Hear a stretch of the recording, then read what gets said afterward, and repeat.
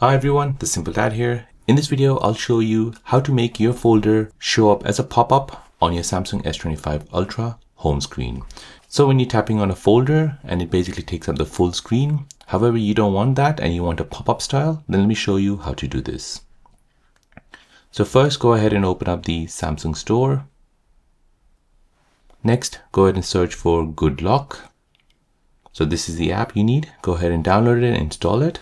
Next, go ahead and open the app. Now in the app, you're searching for Home Up. Tap on that. Next, go ahead and switch this on and then tap on Home Screen.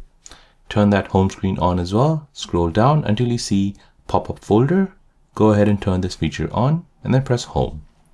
Now when you press a folder on your home screen, you'll see that it'll appear as a pop-up and it won't take up the full screen. So there you go guys, that is how to change your folder into a pop-up style on your Samsung S25 Ultra. If you're new on the channel and you want to find out more about your iPhone, your Android phone or any other social media apps, then don't forget to subscribe to this channel to become a part of the Simple Dad community. Hit the like button if you find this video useful.